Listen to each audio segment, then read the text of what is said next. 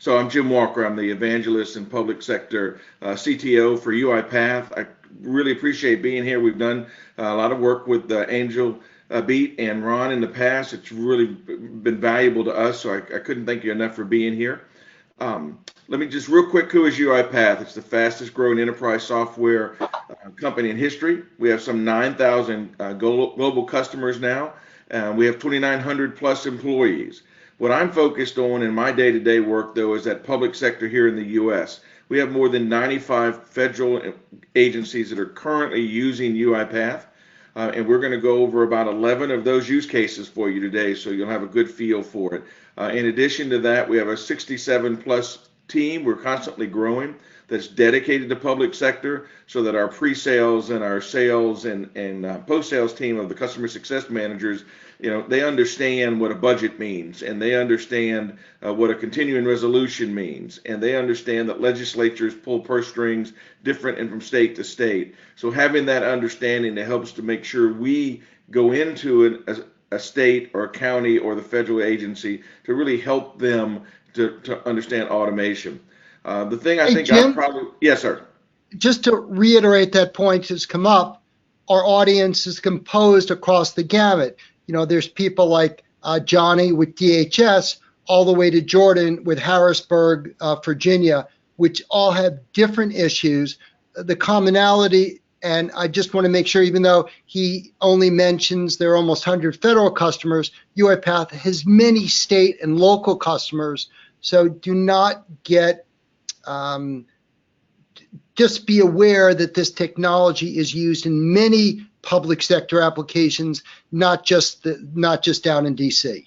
Oh, you're 100% correct, Ron. And as a matter of fact, we did a presentation with you several months back, and all of the examples, the 11 examples, were all U.S. federal. So I've actually ripped those out of this presentation and put nothing but state and county examples for everyone. So I think you'll appreciate that. I do have one Air Force video to show you. I'm going to show you 3 videos today because I think much like in a homecoming, if they had a homecoming ceremony and didn't present the king and queen, people would be surprised. So I do want to show you a couple examples of automations and bots that are running so that you'll appreciate those. But to Ron's point, we had one state client back in the beginning of 2020. And as NASCIO has said, state and counties have understood the value of automation probably more so than the federal government. And so this past 18 months or so, we've now put RPA and UiPath into 27 different state and counties. So it's exciting. We're also, just a little side note, 67 universities are currently teaching UiPath, and or they're using it as a part of their back office to make the administration of the school better and faster. So for those of you that don't know what RPA is, let me give you that piece first. UiPath is an automation company. RPA is a component of automation. So if you have a task that your employees sit and work every day, and that might be something as simple as being in Los Angeles County processing pet license. Appreciate in Los Angeles County, there are currently over 2 million pet licenses processes every year. Somebody does that. And a pet license form is well structured, right? A pet license form is defined. A pet license form can be filled out online usually and then simply enter the information in, or you could go down and get a copy and hand write it in. But that's a perfect definition of something that's going to be a highly structured, repetitive task. In the blue there, you'll see things like moving folders, copying and pasting, emailing things out, receiving emails back, capturing a total part of a process and understanding that some parts won't be automated. You want your humans in that loop, and other parts will. So having this digital labor, the Air Force actually calls it a digital wingman, having that digital labor helping you fill out forms, reading and writing, and having that digital labor with credentials so that an audit can be performed of the work. That's what RPA does. Now, again, we're an automation company where RPA is our core, but we're also bringing to government the ability to automate with AI, machine learning, chatbots, natural language processing. And that's when you really get the power of automation. So it might be something as simple as classifying an email at a call center. Hey, here's an email where the person that's contacting us is extremely happy. Let's send it over to Mark because Mark deals with those very well. But here's one where the customer is clearly going to be upset. So we're going to send it over to our upset team because they know not to pick up the phone and sound chipper whenever they call this person. And having it work with chat bots and to mine data and to mine into process and use unstructured data.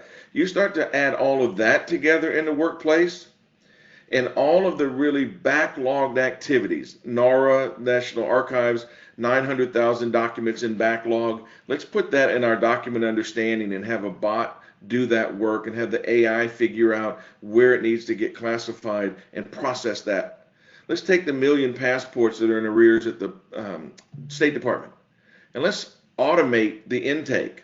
Let's put the passport down on a scanner. And when the scanner says with 98% certainty I've scanned that document, let's put it into a workflow using RPA, checking a bunch of databases, and then give it to AI to do some connect the dots type of stuff with it and turn it back and put it into ServiceNow the next morning when the employees get there, it's ready to work. Right? The bulk of the work is done and now we're putting a human on it to make sure it's right. At the same time, when I put that passport down on the scanner and it scanned at 97% accuracy, let's pop it up on the night team's screen and say, is this a 7 or a T? Because we don't want to just send it through kind of right. We want it to go through correctly. And when they make that change, have the robot, the RPA bot, go back into the machine learning model and update that to make it smarter. At the same time, continue to process down. So again, RPA and AI together define automation. At UiPath, we've got 4 really simple pillars that we believe is what's going to make automation in a fully automated enterprise possible. The first thing we would say is assign automatable work to robots. I mean, that's necessary work. In the previous administration, they call that low value to high value work. But if you're that employee hearing about your work as low value, that's a bit of a problem. And I've never agreed with the idea that it's low value. That processing of the pets in Los Angeles is not low value. It's highly repetitive, boring, and mundane, but it's necessary to keep health and sanitation up, to make sure that when a dog bites somebody that we know who owns it and how to take care of it. So low mundane and low level doesn't make it unnecessary. But we believe there's a tons of work that can be automated. We also believe in the idea that you'll put a robot on every desk in every agency.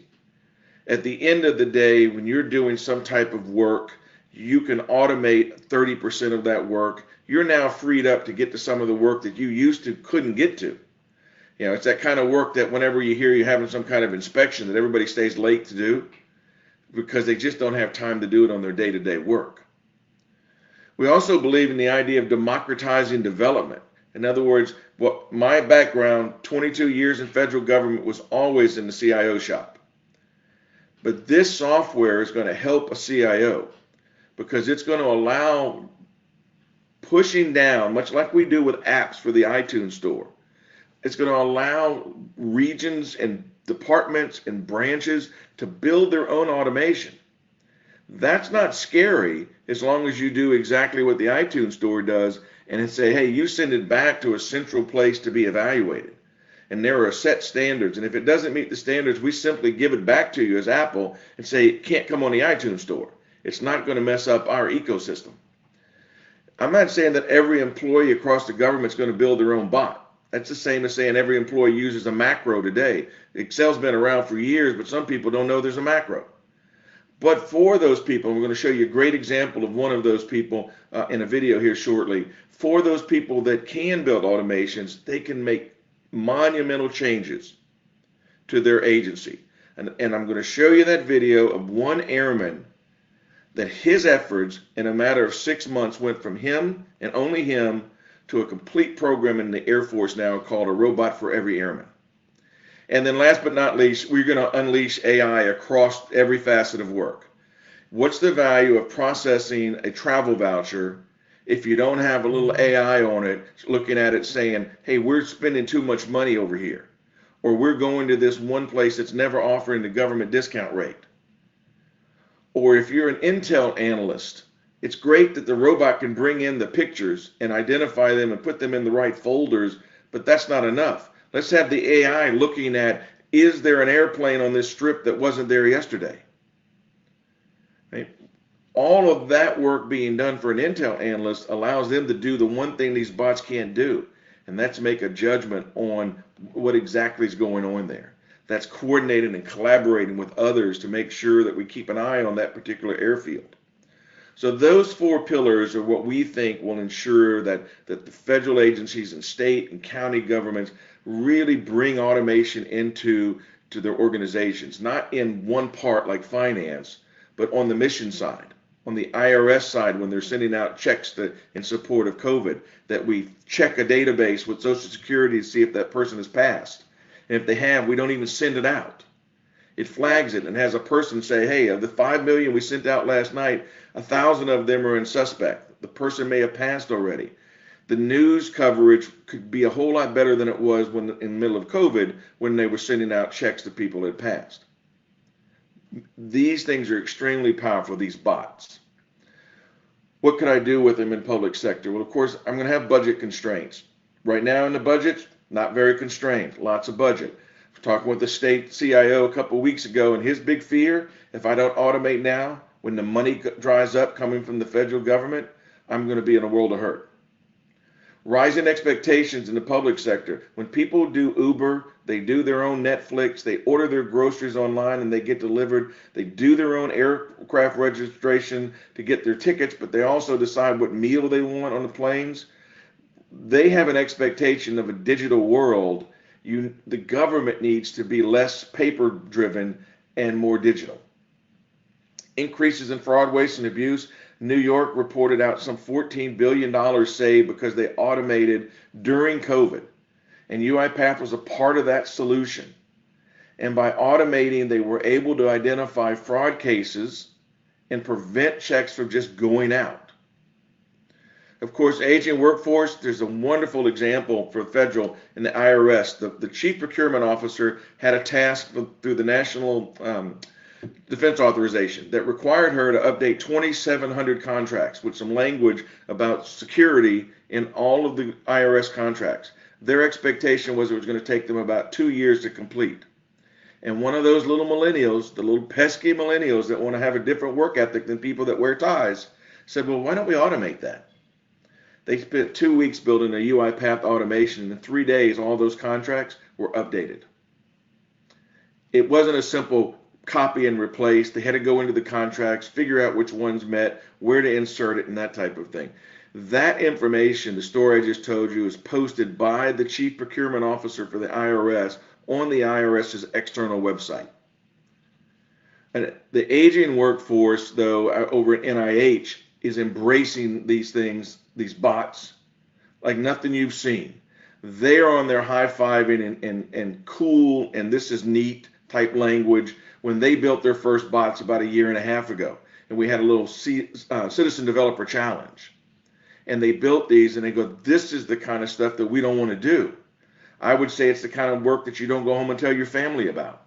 You go home and tell your family about that high-value work, not I did reconciliation of 3,000 lines on some spreadsheets today.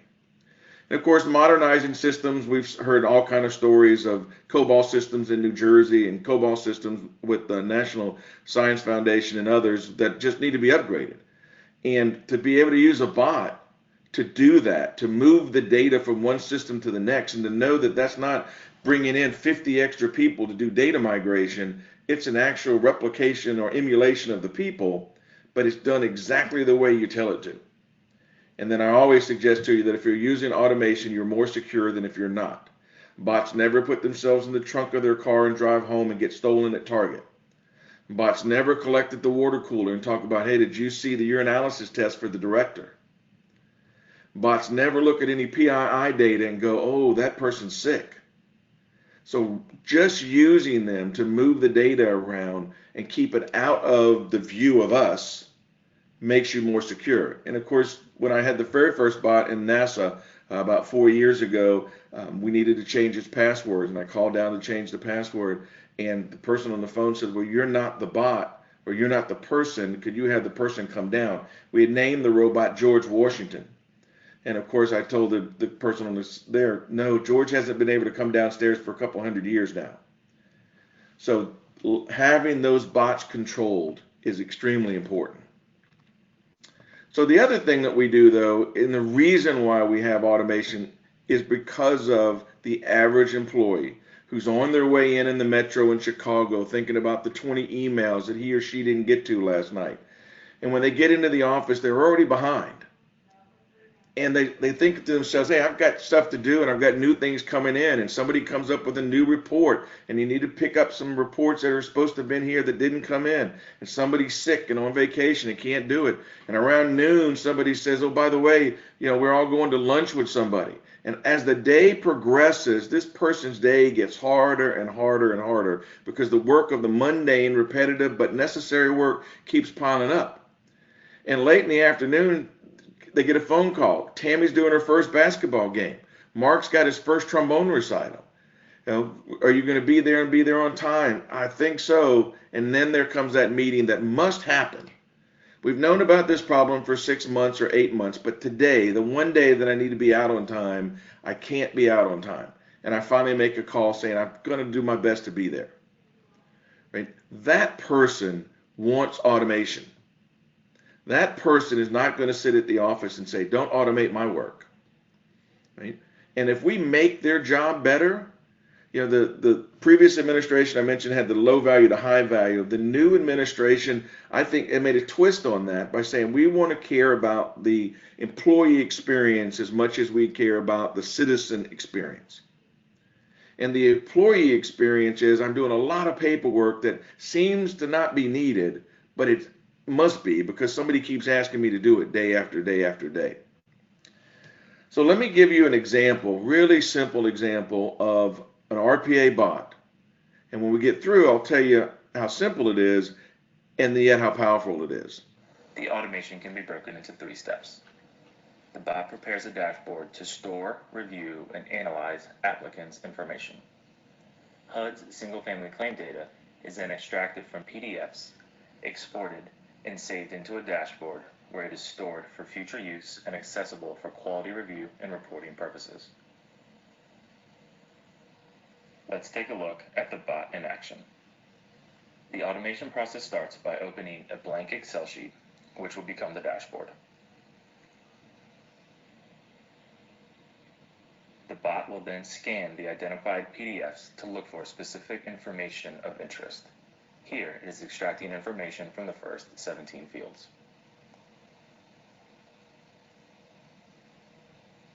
The bot is now writing the information from those PDFs into our Excel workbook.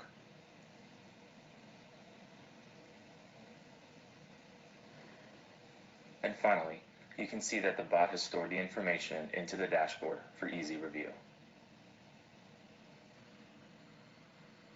Right, so that may not look like a lot to you. That form comes into HUD at least 160,000 times a year. 6 FTEs wait for that to come into an inbox, argue over who is and isn't going to do it, and then they go in with their mouse and they copy and paste those 17 fields. Now that's not all. There's like 50 fields on that form, so that form has a lot more use at HUD. But those 17 are reported up to the leadership at HUD on a daily basis. If I were to go to HUD like we did with this one and our partners at KPMG did and say, here's this form that you do 160,000 times or more a year with the equivalent of 6 people, we want to do that with automation for you. And instead of it only being done when they're at their office and at their desk, we'll just configure it so that the email comes directly to the bot. And the bot will check every 5 minutes or 10 minutes or 30 minutes or whatever. And if it's there, it'll update it and also update the workbook. And if you'd like, we'd update the report that goes to the leadership 3 times a day. That's an incredibly powerful use of automation, and it's simply an RPA bot that does repetitive mundane work. Now think about your agency and what's the thing that you do 50,000 times a year, 150,000 times a year. that's in backlog right now with the 6-month backlog. And all it is to get started is getting that data off of there and into ServiceNow, get that data off of there and into Salesforce, getting it into SAP, getting it into Oracle, getting into GFibs, getting into any of your GOTS products. Just getting it off the form ties up a person. Aren't they going to be better used on the other side when it's already in that system? So let me run through some of these state and local examples for you. And I know we've got a clock going, so I'm going to go through these quick. I'm happy to work through Ron to send you any of these use cases. Los Angeles County, 60 death certificates a day, roughly. Right? This bot now runs in there and takes what took them hours to do every day and does it in a matter of minutes. In addition to that, it reports up to the state for compliance. California DMV. Every citizen in California needed to have their driver's license date, suspension date, moved out a year because of COVID. I suspect it's been moved out again because of COVID. They estimated at the DMV that was a $2 million effort in work and overtime. We built them in 2 weeks, a bot that took care of that task in just a matter of days. They have got national recognition now at the DMV for this one thing. And they've realized that if it can do that, here are the other things it can do. And so they're automating pretty quickly at DMV. The New Jersey court systems, they were not able to accept dollars from people who got fined by the courts unless the fine was a traffic violation. The court systems run off of the fines that they get. It's not a budgeted agency. That's a problem. They were able to put a bot behind a web page where people could log in, put in the information that was necessary, and it actually goes into their existing system, the one that did traffic fines, and puts that in there for them. They're getting more out of their traffic fine system than they did before, but in the middle of a crisis, it took them, and I think theirs was a 2.5 to 3 week build, but they were able to then start using it immediately. Maryland Health Exchange supports 1.2 million people from Maryland. They were taking in 125,000 applications for Obamacare type insurance. Now they're doing it with the 90% reduction in their daily workload and 99% accuracy according to them. And their next step, what we would call automation first, a mindset, is that they're going to have once the person registers, have it go check with the federal databases. They check with 2 to check eligibility so that they don't have to have people doing that. They want their people working with their citizens to try to help them get their insurance faster. Palm Beach County courts, and what you should see by now is I'm not saying finance office, finance office, finance office. I'm not saying HR, HR. The court systems in Palm Beach County use RPA and AI when forms and documents for court cases are faxed in or emailed in after 5 o'clock closure. The bots take over. And when they do, they identify the document, the court case, and file it away in the court case for the next morning. Okay? They're getting ready to just use this all day. The employees there at the circuit clerk love it. They train the bots. They make sure the bots are checked every once in a while for accuracy, but at the end of the day, they're happy not to be doing that work. Ohio saved 1,000 hours, but more importantly, that 1,000 hours that they were saving resulted in 8,000 newborns that were getting immediate access to health care. The state suggests that their birth rates are better as a result of having put bots in place because people have the medical coverage, especially communities that usually don't, before they even walked out of the hospital, so no one was delaying bringing a baby back in for medical care. Food stamps down in Georgia took them 35 minutes to do a renewal in the past, takes them 15 minutes now. You don't think that's much until you're in the middle of COVID and you've got all these people coming into the office trying to apply for new unemployment or new food stamps. Right? Taking that and automating it did not upset anybody. And finally, the Texas DIR uses it with their call centers. They had gotten a surge of some 40,000 calls a month. Their normal was 25,000. They've got a bot now that does some pre-screening. It's gotten them back to doing the work of essentially 25,000 again, but customers, citizens are being serviced in that surge work because the bots are giving them answers to questions that they had. RPA, the thing that makes it really neat is it's just emulating what you and I do today. It sees the screen, it thinks about what it sees, it partners with AI to do some smarter thinking, and then it does something. It's not the same as asking your phone, what's the temperature. It's not the same as asking your little black puck that's sitting in your living room to turn the channel for you. It's doing reconciliation work. It's doing call center work. It's doing passport work. It's doing real work that's backlogged, creating problems for you. Let me just show you another quick little 3-minute video, and then we're just about done. Hey, Jim? Yep. Can you also just turn the volume up a little bit, and we'll finish up after this video? Okay, well, we're going to finish up after this video. Let me take you to another video. All right, this is an airman that I was telling you about, and I want you to hear his story as the Air Force recorded it. We never saw this video until after it was cut. We'll show you this one when we'll be done.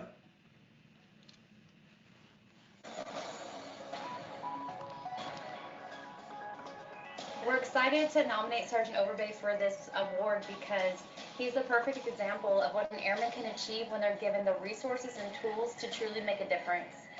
He's a personnelist, and he has learned on his own the robotic process automation software, and has not only learned it, but has executed it within a short amount of time to really change how we do business here at AFPC, which impacts not only our lines of business here, but our airmen across the field. I'm the robotics process automation developer who was able to develop a bot to automate our permanent change of station process. Because we automated this bot, 5 to 6 full-term employees were able to do more value-added work, and they were liberated from the mundane, transactional data entry work they were doing before. This bot has been able to revolutionize the way we do work here at AFPC. I was able to develop this bot using UiPath and a free academy. I self-learned and then put a proof of concept together, showed it to our leadership, and it was approved, and we were able to put this bot in production. Ever since we were able to implement the UiPath bot into our daily operations, we have gained man hours back. We have increased our accuracy by 15%, and we've had the opportunity to develop more strategic teammates, strategic airmen. By doing that, we have been able to allow people to concentrate on the art when the science is being taken care of. So we have 20% of our work that is being executed by Hero as we continue to cultivate this technology. I'm confident we'll be able to do more and more. The future looks very bright. Our enlisted promotions team is very excited for the opportunity to work with the robotics process automation. We manually review over 33,000 records annually and identify and correct over 3,000 records. The potential benefits that we're hoping to gain with RPA is to eliminate the extra workload that we're putting on all our AFPC directorates, ultimately saving us over 3,000 hours annually, and also eliminating the potential for human error. Imagine how many other processes could be transformed across the Air Force. This technology is put in the hands of every airman, allowing them to transform the way they do business where they sit today, allowing them the freedom to automate their mappable, repeatable processes, and allow them time to focus on those things that matter most, the art piece of leadership across the Air Force. Ron, what you just saw was a tech sergeant, his captain, the two of them stood up in front of the Chief of Staff of the Air Force competing with 5 Air Force weapon systems. This HR specialist, who had never written code in his life, self-taught himself and is now directly responsible for the airmen in the Air Force being able to access a bot and train a bot on their own. That's the power of automation, that once people see it, they're not going to worry about the jobs, because there's no lack of jobs. There's tasks, and there are tasks that we can do away with so that we can do other tasks that we've never been able to do before. And with that, I'll be done. Excellent. Thanks so much, Jim. Great stuff. If some of you didn't hear that clearly, I'll make sure I get links to Jim. If you could send me links to those videos, we'll post them on the Angelbeat site itself and put those in place.